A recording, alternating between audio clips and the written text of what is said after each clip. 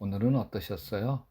고단했던 하루, 자, 지금 잠자리 들기 전에 먼저 조용히 하나님과 교제하는 정시 기도를 드리십시다.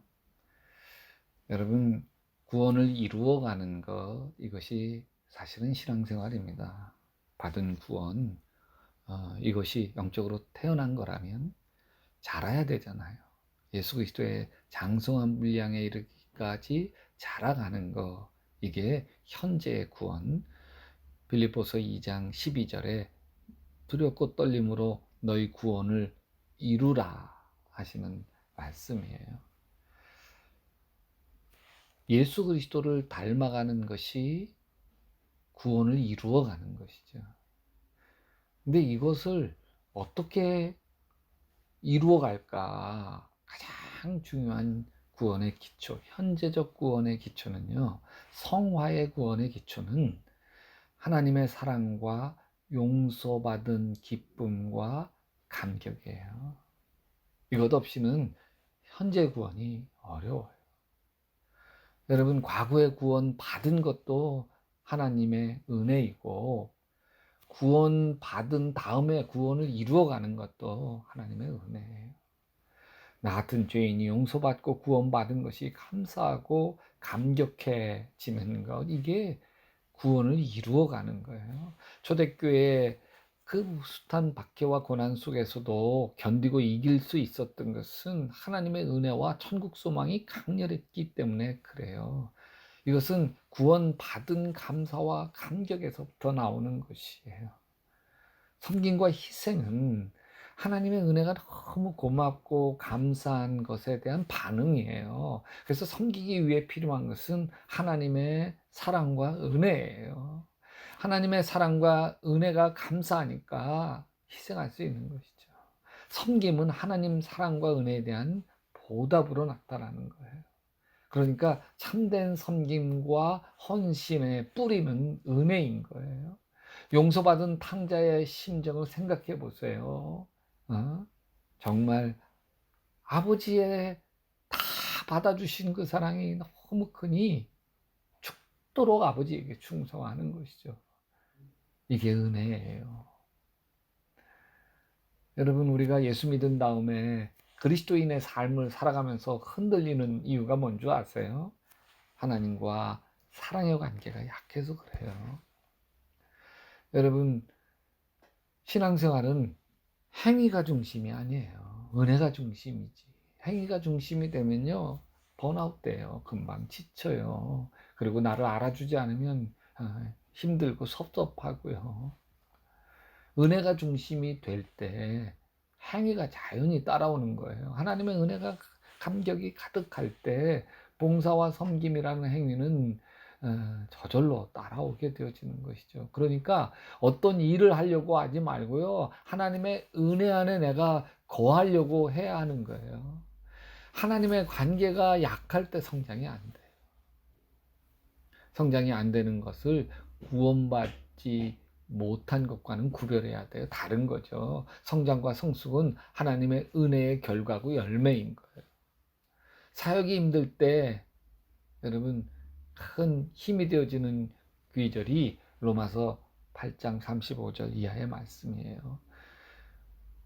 누가 우리를 그리스도의 사랑에서 끊으리요? 환난이나 권고나 박해나 기근이나 적신이나 위험이나 칼이랴. 기록된 바 우리가 종일 주를 위하여 죽임을 당하게 되며 토살당할 양같이 여김을 받았나이다 함과 같으니라. 그러나 이 모든 일에 우리를 사랑하시는 이로 말미암아 우리가 넉넉히 이기느니라. 내가 확신하노니 사망이나 생명이나 천사들이나 권세자들이나 현재일이나 장래일이나 능력이나 높음이나 기쁨이나 다른 어떤 피조물이라도 우리를 우리 주 그리스도 예수 안에 있는 하나님의 사랑에서 끊을 수 없으리라. 이 말씀 속에는 하나님의 사랑에 대한 고백이 다 담겨져 있습니다.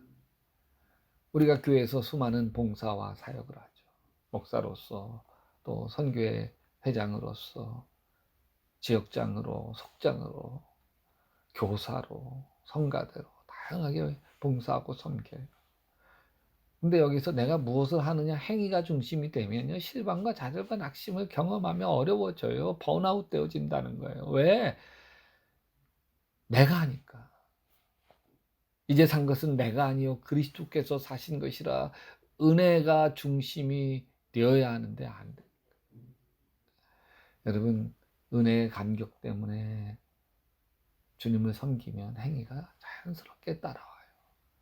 여러분 우리의 헌신과 희생과 섬김은 은혜의 열매예요. 그것은 가정 안에서도 마찬가지예요.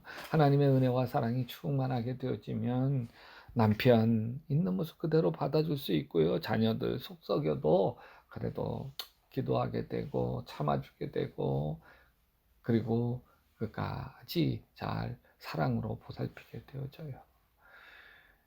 은혜가 중심이 되어지지 않을 때 내가 너에게 뭘 못해줬어? 여보. 그러면서 자꾸 불평과 불만이 나오게 되어지죠. 여러분 하나님의 은혜 안에 머물 수 있게 되기를 바랍니다. 어떻게 하나님의 은혜 안에 머물 수 있을까요? 여러분 예배를 기뻐하세요. 우리는 언제나 어디서나 예배자입니다. 예배를 통해서 받는 은혜 없이는 은혜 안에 머물 수가 없어요. 또 매일 영적 성장 가이드 꼭 공부하세요. 정식기도 꼭 들이세요. 속회 모임 온라인으로 하는 거 열심히 하세요. 여러분 은혜 안에 머물러 있게 되시기를 바랍니다. 특별히 요한복음 15장에 보면 나는 포도나무여 너희는 가지다. 내가 나를 떠나서는 아무것도 할 수 없다. 여러분 주님께 붙어 있기만 하면 되는 거예요. 우리가 할 일은 그냥 붙어 있는 거예요. 주님께 연결되어져 있는 거예요. 그러면 주님께서 수액을 주시고 꽃이 피게 하시고 열매 맺게 해주시는 거예요. 이것을 에베소서 5장 18절에서는 이렇게 얘기해요. 술 취하지 마라. 이는 방탕한 것이니 오직 성령으로 충만함을 받으라.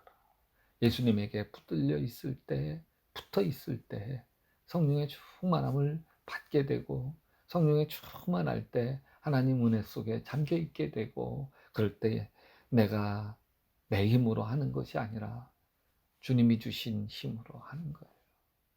나의 힘으로 당신을 사랑할 수 없고 나의 힘으로 당신을 축복할 수 없지만 내게 주신 하나님의 큰 사랑으로 당신을 사랑합니다. 당신을 축복합니다. 사랑의 주님, 구원을 이루어가게 하시옵소서. 은혜를 가득 마음에 부어주셔서 주님 구원을 이루어가게 도와주시옵소서. 그래서 내가 주님이 주신 은혜로 섬기게 하시고 덮어주게 하시고 감싸주게 하시고 늘 위하여 기도하며 축복의 삶을 살게 하시옵소서. 예수님의 이름으로 기도합니다. 여러분도 계속해서 기도하시다가 오늘 밤에 예수님 품에서 예수님 꿈꾸시기 바랍니다.